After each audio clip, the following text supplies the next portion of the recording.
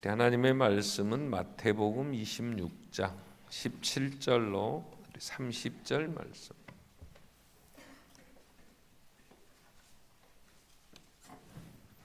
마태복음 26장 17절로 30절입니다. 무교절의 첫날에 제자들이 예수께 나와서 이르되 유월절 음식 잡수실 것을 우리가 어디서 준비하기를 원하시나이까? 이르시되 성한 아무에게 가서 이르되 선생님 말씀이 내 때가 가까이 왔으니 내 제자들과 함께 유월절을 내 집에서 지키겠다 하시더라 하라 하시니 제자들이 예수께서 시키신 대로 하여 유월절을 준비하였더라. 저물 때에 예수께서 12제자와 함께 앉으셨더니 그들이 먹을 때에 이르시되 내가 진실로 너희에게 이르노니 너희 중에 한 사람이 나를 팔리라 하시니 그들이 몹시 근심하여 각각 여짜오되 주여 나는 아니지요. 대답하여 이르시되 나와 함께 그릇에 손을 넣는 그가 나를 팔리라. 인자는 자기에 대하여 기록된 대로 가거니와 인자를 파는 그 사람에게는 화가 있으리로다. 그 사람은 차라리 태어나지 아니하였더라면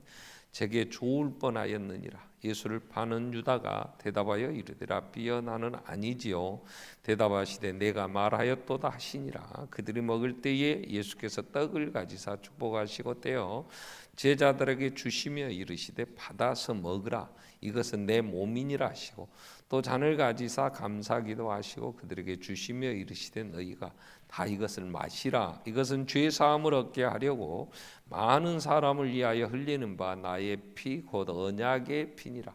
그러나 너희에게 이르노니 내가 포도나무에서 난 것을 이제부터 내 아버지의 나라에서 새 것으로 너희와 함께 마시는 날까지 마시지 아니하리라 하시니라. 이에 그들이 찬미하고 감람산으로 나아가니라. 아멘. 찬양이 있겠습니다.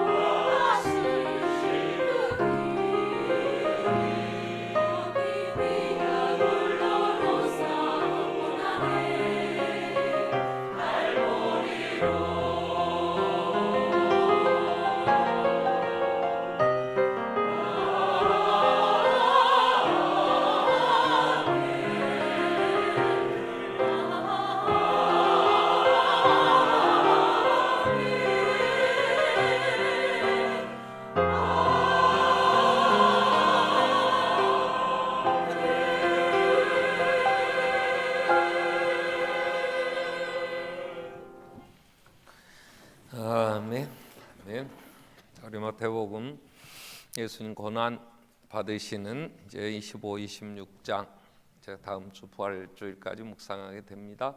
오늘 성례주일에 예수님이 이제 성만찬 예식을 제정하신 내용이 26장 오늘 17절 이후 30절까지 이제 기록이 되어 있습니다. 제가 30년 반석교회 섬기면서 이 본문을 오늘 처음 설교하게 됐어요. 그 성례주일이라고 그래도 한 번도 이 본문 가지고 같이 이렇게 말씀을 생각하지 못했었는데요. 이번에 이 순서들이 마태복음 26장을 묵상하면서 제가 받은 은혜가 너무 큽니다. 그래서 오늘 성례식도 있기 때문에 성찬식이 있기 때문에 길게 설교할 수는 없는데요. 오늘 본문 17절부터 정리를 좀 할 필요가 있죠. 17절에 이렇게 말씀이 시작이 됩니다. 무교절 첫날에 이렇게 됐어요. 하나님의 백성들을 이제 만드시고 그걸 애굽에서 이제 구원해 내시죠. 그때를 이스라엘 백성들에게는 1년 시작 첫 달이 되도록 합니다. 1월 첫 달. 그래서 아비놀 그렇게 얘기를 하죠. 그달 14일에 애굽에서 그들이 어린 양의 피를 통해서 죽지 않고 살아나오게 됩니다. 이걸 이제 구원받았다 이렇게 되겠죠. 하나님의 백성이 애굽의 죄에 그 노예의 신분에서 그렇게 착취당하고 그렇게 고통 가운데 부르짖고 그 아픔 어려움을 겪고 있을 때 하나님이 그들을 은혜로 이제 그 양의 피를 보고 죽음의 사자가 그날 밤 다 죽일 때 죽지 않고 그들은 살아나오게 됩니다. 그 절기가 유월절. 그래서 일주일 동안 안식일부터 일주일 동안 이제 유월절 절기를 지키게 됩니다. 그때에 먹는 음식이 중요한 음식이 세 가지가 있어요. 하나는 쓴 나물을 먹습니다.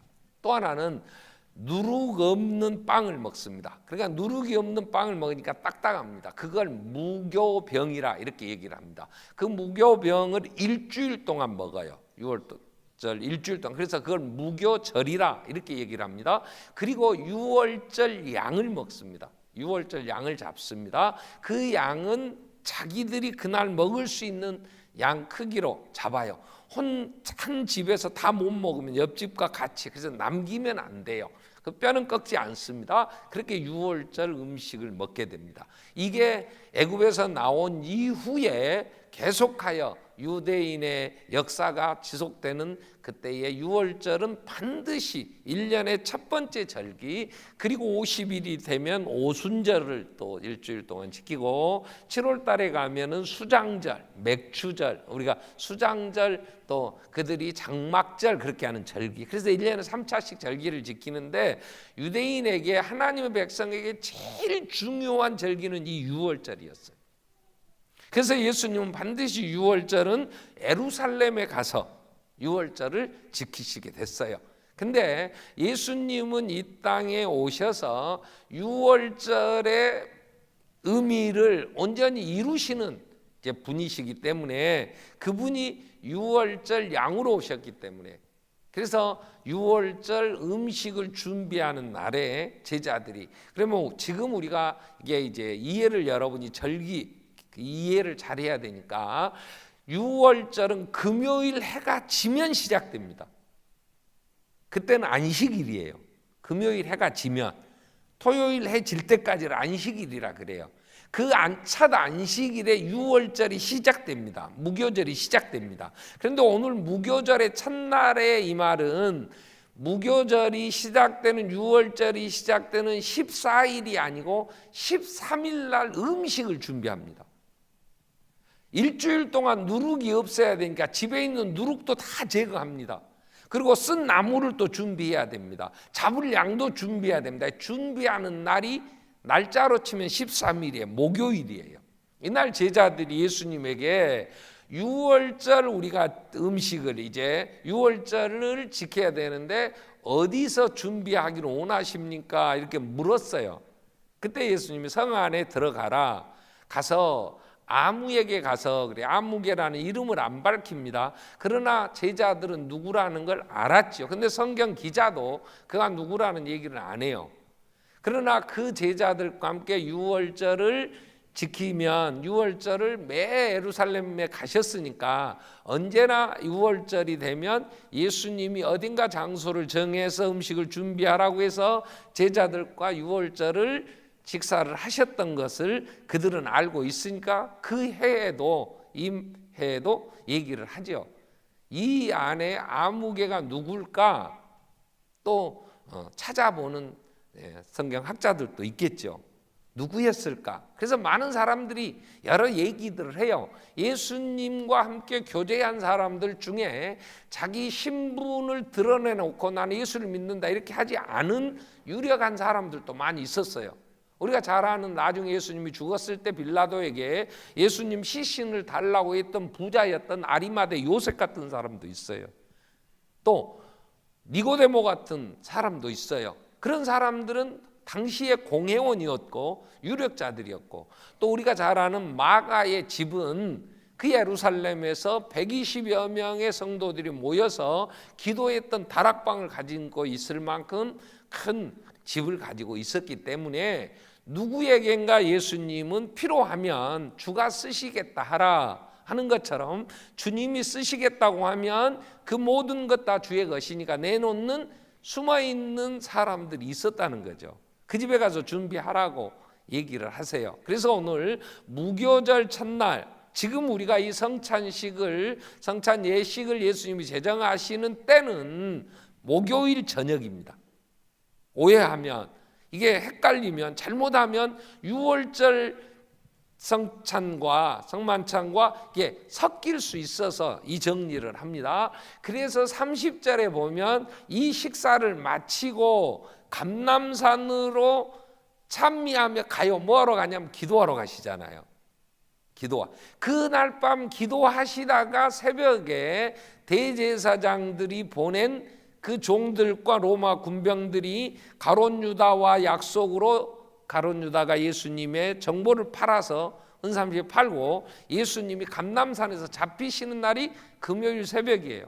그리고 대제사장이 가서 재판 받죠. 그 죄를 못 찾고 또 사형 언도를 내릴 고난이 제사장에게는 유대인에게는 없기 때문에 빌라도의 법정으로 이제 옮기게 되죠. 그래서 이른 아침에 빌라도가 예수는 죽일 죄를 못 찾았다. 그럼에도 죽이라고 하니까 이제 예수님이 거기서 빌라도가 나는 책임 없다 그러고 내놓음으로 이제 예수님이 제3시에 그러니까 오전 9시에 십자가를 지고 골고다 고난의 오늘 찬양한 것처럼 가서 12시에 정오 제6시에 예수님은 거기서 죽죠. 그래서 오후 3시에 해가 정오의 그 밝은 해가 빛을 잃고 그리고 예수님의 시신을 안식일 전에 급히 안장을 해야 되니까 금요일 양 잡는 유월절 양 잡을 때 예수님은 예루살렘에서 죽어요. 그래서 예수님의 만찬에는 두 가지 음식이 있어요. 쓴나물 준비했으니까 이때 제자들과 먹는 데는 빵만 있었지 이건 유월절 식사가 아니에요. 쓴나물은 애굽에서 그렇게 고통 가운데 살았던 것을 기억하라고 유월절에 쓴나물을 먹고 죄를 버려야 된다고 해서 죄를 상징하는 누룩이 없는 빵을 먹고 우리가 살게 되었다고 하는 어린 양 메시아를 예표하는 어린 양을 먹게 되죠. 그게 유월절 식사예요. 근데 오늘 여기서 얘기하고 있는 지금 제자들과 모여서 성만찬을 제정하신 날은 목요일. 자, 거기서 성찬식 우리가 지금 교회가 예수님 오실 때까지 행해야 될 이 예식을 마태는 이걸 행하여 계속 마시라 그러면서 내가 다시 하나님의 나라 오늘 29절에 보면 그렇게 정리가 되죠. 29절 말씀 보면은 내가 너희에게 이르노니 내가 포도나무에서 난 것을 이제부터 내 아버지의 나라에서 새 것으로 너희와 함께 마시는 날까지는 마시지 아니하리라 이렇게 마무리가 되는데 누가복음은 똑같은 사건을 22장 19절에 보면 이렇게 정리를 했어요. 떡을 가지시고 감사 기도하시고 떼어서 제자들에게 그들에게 주셨어요. 예수님이 직접 떼 주셨는지 하나의 떡을 주고 그 한 떡에서 전부 나눠 먹었어요. 다 먹었어요. 그렇게 하셨는지는 정확하게 하지는 않으나 한 빵에서 한 떡에서 다 떼어서 먹을 때 예수님 이렇게 얘기해요. 이건 내 몸이다. 너희가 이를 행하여 나를 기념하라 이렇게 돼요. 그래서 이 성찬 예식을 기념하라 이 말을 똑같이 바울이 나중에 교회에다가 편지를 보낼 때에 이 얘기를 똑같이 합니다. 고린도 교회에 편지를 보낼 때 고린도전서 11장 25절에 보면 예수님이 식사 후에 이 떡을 마신 후에 잔을 가지시고 이 잔을 돌리면서 그 포도주를 마시라 하면서 내 피로 세운 새 언약이니 이것을 행하여 마실 때면 나를 기념하라 이렇게 하셨다는 거예요. 그래서 우리 교회 개신교는 종교 개혁 이후에 개신교는 기념하라 이 말씀을 가지고 이걸 기념하여 나를 기념하라 앞에 글씨도 써졌죠. 그렇게 됩니다. 근데 성찬식은 모든 교회가 모일 때마다 행한 하나의 예식이었어요. 교회는 모이면 떡을 나누며 이건 내 몸이다. 내가 너희를 위하여 내어주는 생명의 양식이다. 그러면서 나누고 또 잔을 가지고 포도주를 마시며 이것은 죄사함을 얻게 하여 흘리는 바 내 새 언약의 피다. 이러면서 마시면서 이 일을 행하여 늘 그 의미들을 찾았어요. 그리고 그 안에서 하나님이 주신 은혜들을 생각하면서 그들은 그 순교의 제물이 되기까지 이겨냈다고요. 근데 이게 1000년이 지나고 교회가 세상을 지배하게 되니까 이게 이제 변질이 되며 교회가 많은 잘못된 이런 이제 교리적으로 정리가 됩니다. 그래서 종교 개혁을 할 때 1517년 개혁을 할 때에 교회가 잘못된 것 중에 하나가 이 성찬의 의미들을 잘못 해석하고 있었어요. 지금도 로마 캐톨릭 천주교는 똑같이 예수님이 받아 먹으라 떡을 가지고 얘기하면 이건 내 몸이다. 또 포도주를 주면서 이건 내 피다 그랬다. 그래서 그들은 지금도 기도하며 성찬을 거행할 때 그 떡은 예수님의 살로 변하고 그 포도주는 예수님의 피로 변한다. 그래서 그걸 화채설 그렇게 얘기합니다. 이 예수님의 몸과 살과 피로 변한다. 그래서 화채설을 주장해요. 그래서 로마 캐톨릭에서는 미사를 할 때에 일반 성도들에게는 얇게 이게 무교병을 의미하죠. 얇게 떡을 해서 이렇게 손에다 해서 혀 끝에다가 딱딱 올려만 줍니다. 그럼 녹지요. 녹아서. 그리고 포도주는 성직자들만 신부들만 마셔요. 일반 성도에게 주지 않아요. 예수의 피 이래가지고 그렇게 해서 화채설을 주장하는데 종교 개혁을 하던 루터나 칼뱅이나 주인글리나 존 낙서나 개혁 시대에 이 성찬은 주님이 제정하셨고 이건 기념하라 그랬다. 그래서 기념, 영적 임재 이렇게 이 성찬에 성령님이 함께 하셔서 우리에게 은혜를 주시는데 이건 예수님이 행하신 십자가의 죽으심에 대하여 그 의미들을 잘 기억하고 이걸 생각하고 그리고 주시려고 하신 걸 누리라고 해서 기념하라 그랬다. 이래서 기념설을 얘기를 합니다. 보통 우리가 기념하라 그러면 그렇게 얘기하면 민족적으로 뭔가 기념해야 될 일들이 있고 집안에서도 기념해야 될 날들이 있고 그러면 기념식을 합니다. 우리나라는 제일 크게 해야 되는 게 8.15 광복절 기념식 하죠.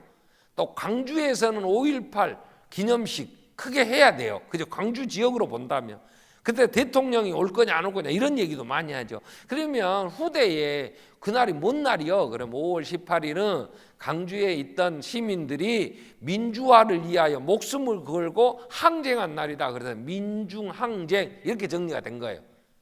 아니다 뭐 이런 사람들도 있잖아요. 지금 북한 계래군이 와갖고 엉뚱한 짓 해갖고 하는 거야 막 이런 거야. 그러면 기념하라 그럴 때는 그 날의 의미들을 다시 계속해서 잘 정리해서 이게 변질이 되지 않도록 해서 후대에 전해야 되는 거예요. 기념이라는 거. 그래서 예수님이 이걸 제정해 주신 것은 다 교회가 예수님이 어떤 예식을 교회에서 내가 올 때까지 행하라는 예식을 딱 2가지 정하셨어요. 그게 하나가 세례식이에요.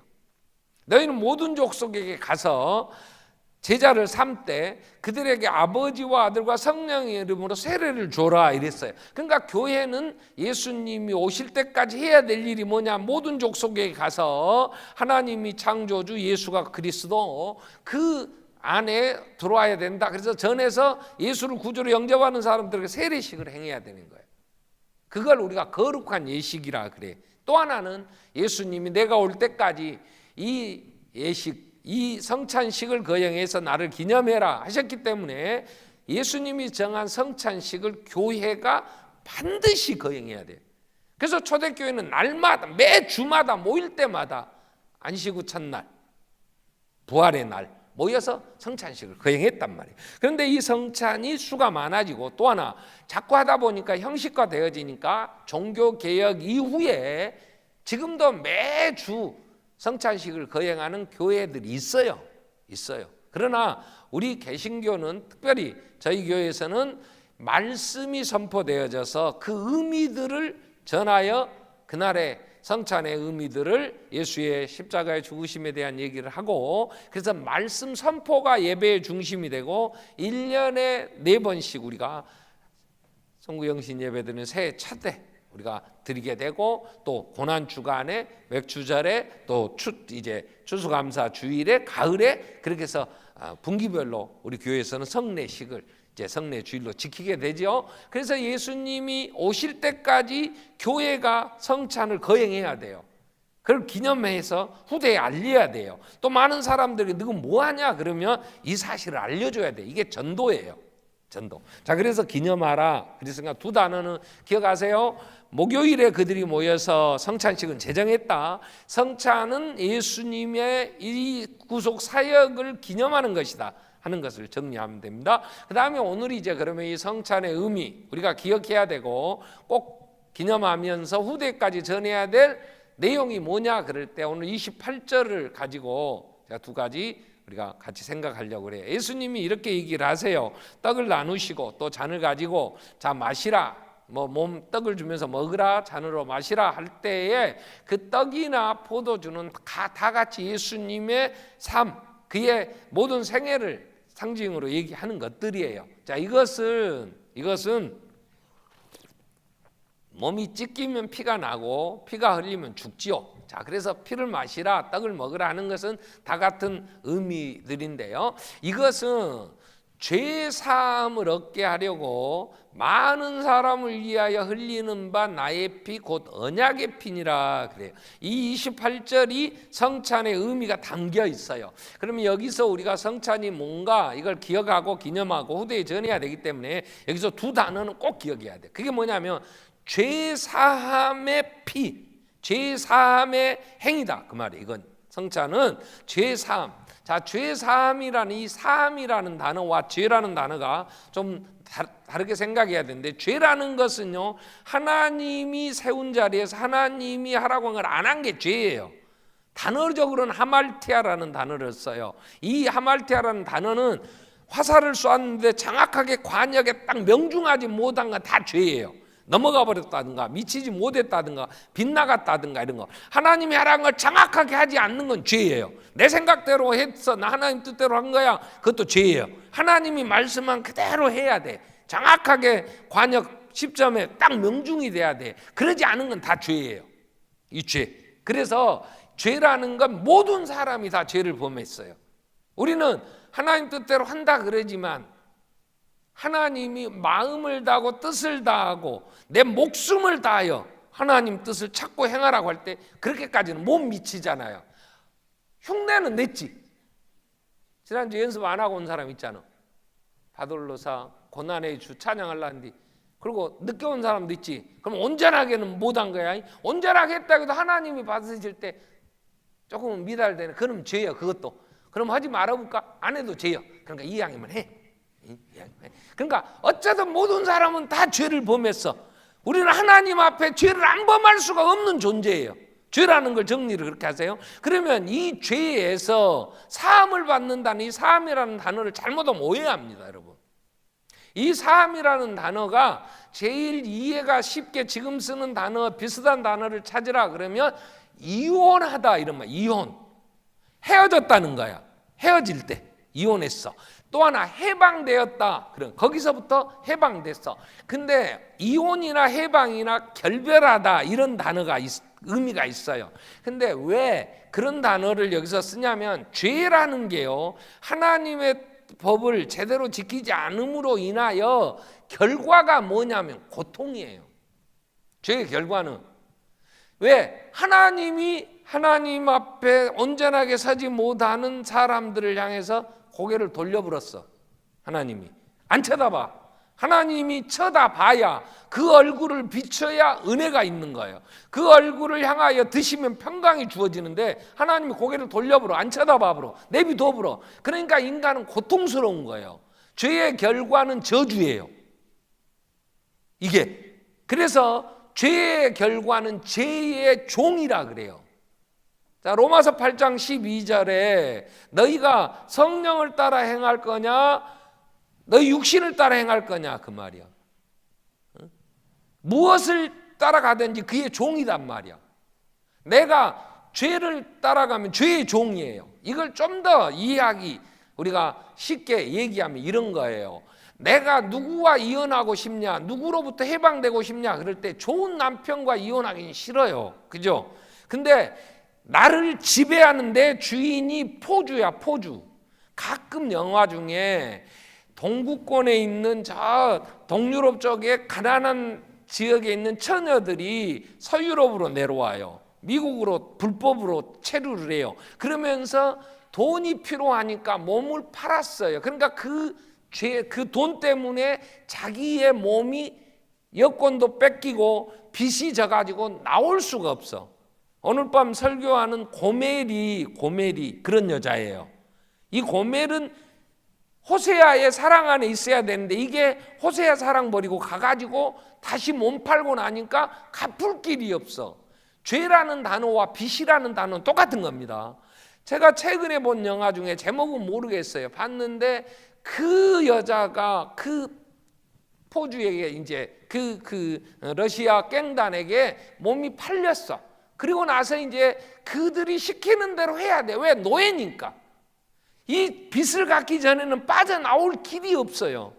이게 피말리는 거야. 그래서 그 갱단들이 걔들 어린 소녀를 이제 계약서를 썼으니까 차용증 써서 빚 갚으라고 못 갚으면 시키는 대로 해야 되니까 그래서 성매매 시켜요.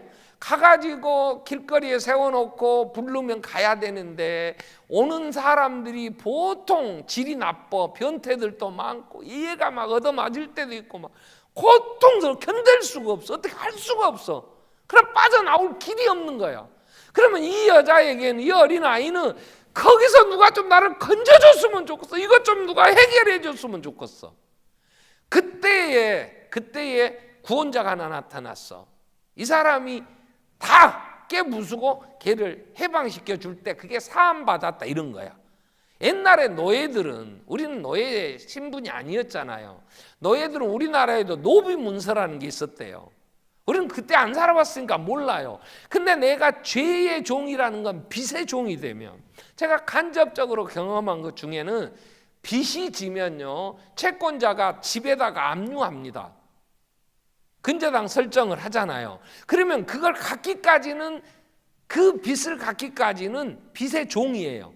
그래서 이자 갚아야 되고 원금도 갚아야 되고 그런데 돈이 없으면 이자 때문에요 스트레스를 엄청 받습니다. 이자는 국경일도 없어요. 제가 집사람을 만난 지가 지금 46년째입니다. 45년 이제 돼갑니다. 45년 동안에 나하고 싸운 적이 딱 한 번 있었대. 결혼하고 5년 동안 연애할 때는 아유 나는 성질도 한 번도 안 냈고 결혼하고 나도 그렇게 좋았는데 내가 한 번 상을 뒤집어 엎어버렸어요. 밥상을. 근데 그때가 언제냐? 교회를 개척하고 반석교회가 빚이 졌는데 반석교회는 처음 시작할 때부터 빚이요. IMF가 오니까요. 이자가 한 달에 1,000만 원 막 이상 나가는데 그때는 하루 자고 나면 33만 원. 주일도 이자는 길어. 목사가요. 그래가지고 예배당 또 신축은 새로 막 지어가야 되니까 그거 하다가 교회에서 밥 먹다가 내가 상을 엎어버렸대요. 지금도 나는 죽을 때까지 내가 상 엎은 것 같고 이제 계속 나한테 뭐라 할 거라고. 근데 그 빚이라고 하는 건 여러분 피 말리는 겁니다. 빚. 그럼 어떻게 하면 되냐? 영수증만 있으면 돼. 누군가 와서 갚고 영수증만 있으면 근저당 풀어. 나는 이제 빚의 종이 아니야. 이 해방, 빚에서 해방, 이런 거예요. 이런 거. 죄의 종은 하나님이 고개를 돌려버리니까 죄인들의 마음에는 늘 불안한 게 있어요. 두렵잖아요. 아니 김정은이 저거 꼬라지 피워갖고 트럼프가 안 만나준다는데 문재인 대통령이 왔다 갔다 하다가 트럼프 내년이면 이제 대선합니다. 미국이. 저거 떨어져 버리면 이제 누가 또 와갖고 불안하잖아요. 또 혹시 싸질러갖고 또 어쩔까? 왜? 막을 능력이 없잖아. 위에서 싸면 내가 손 딱 뻗어갖고 끄덕다 딱 그냥 태평양 빠뜨려 불거나 이놈 새끼 조용히 안 하냐고 뺨을 한 2대 때려가고 가만히 있어 이놈 새끼야. 어린 놈이 뭔 짓 하냐고. 이렇게 할 능력이나 있으면 좋겠는데. 내가 가끔 모자 딱 쓰면 안 보여버렸으면 좋겠어. 그러면 맨 먼저 나 김정은이한테 가려고 그래. 너 이놈 새끼 너 말 안 들어. 그냥 잔소리 말고 통일해. 그냥. 그러니까 콜라고. 근데 모자 써도 몸이 보여. 해결할 능력 없어. 그런 거 불안한 거예요. 내 인생을 내가 어떻게 해? 죽게 생겼는데. 그래서 죽을까 봐서 일생에 매여 종노릇 한다고 할 때 그게 죄의 종이에요. 근데 예수님이 십자가에서 죽으신 이 대속은 이 죄로부터 해방. 로마서 8장 1절 2절 이 얘기를 하는 거예요. 자, 그러므로 이제 그리스도 예수 안에 있는 자에게는 결코 정죄함이 죄라고 죄인으로 정하지 않은 정죄함이 없나니 이는 그리스도 예수 안에 있는 생명의 성령의 법이 죄와 사망의 법에서 너를 해방하였습니다. 예수 안에서 너를 죄에서 사해졌는, 죄에서 놓였다, 죄의 종의 신분에서 이제 죄에서 사망에서 생명으로 옮겼느니라. 예수의 십자가의 죽으심은 나의 신분을 바꿔놓았단 말이야.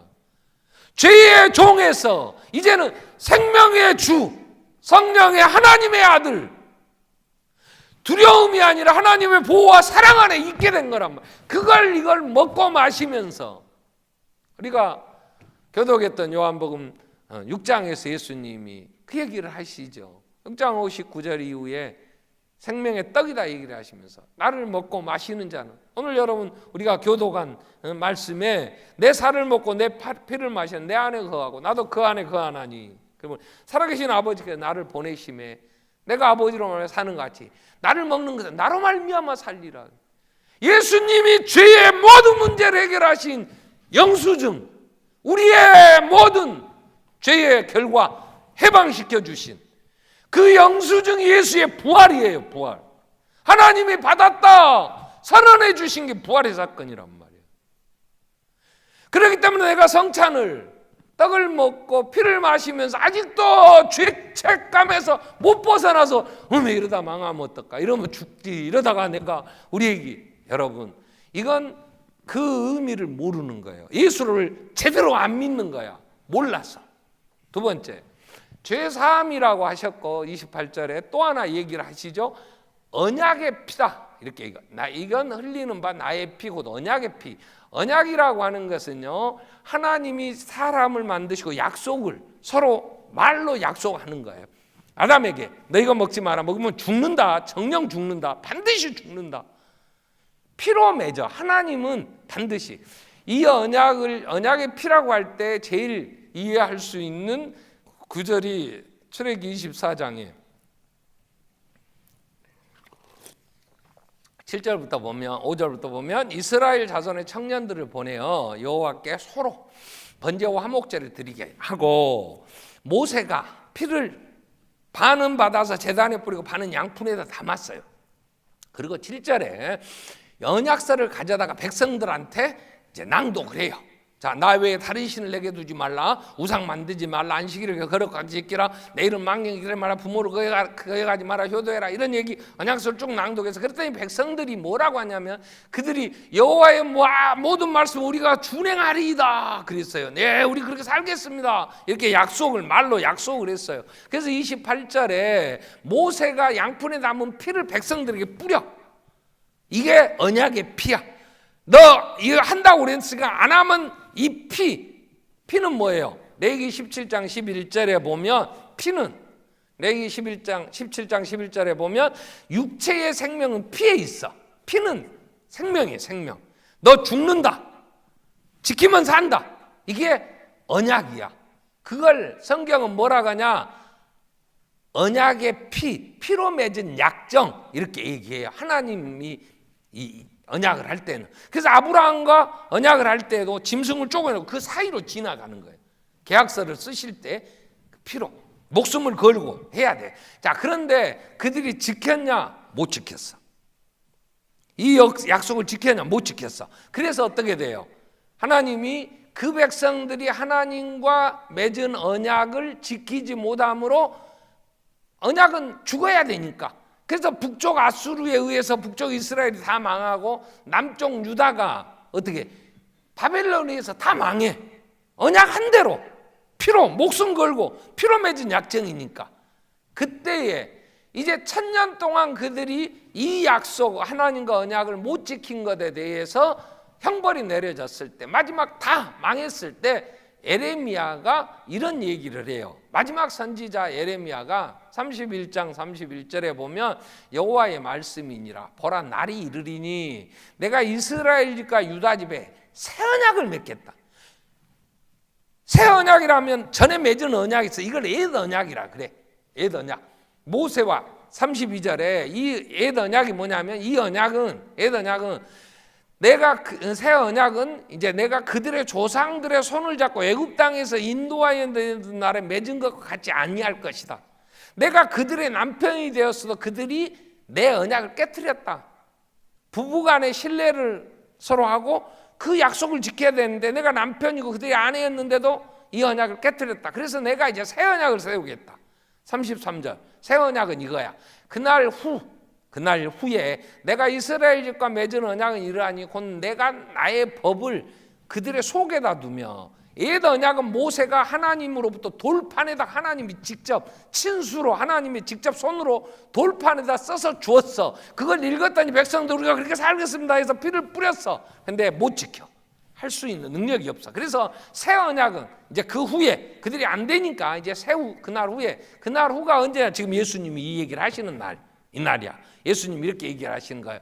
내가 내 법을 그들의 마음에다 기록하고 나는 그들의 하나님이 되고 그들은 내 백성이 될 것이다. 여호와의 말씀이니라. 이게 새 언약이에요. 새 언약.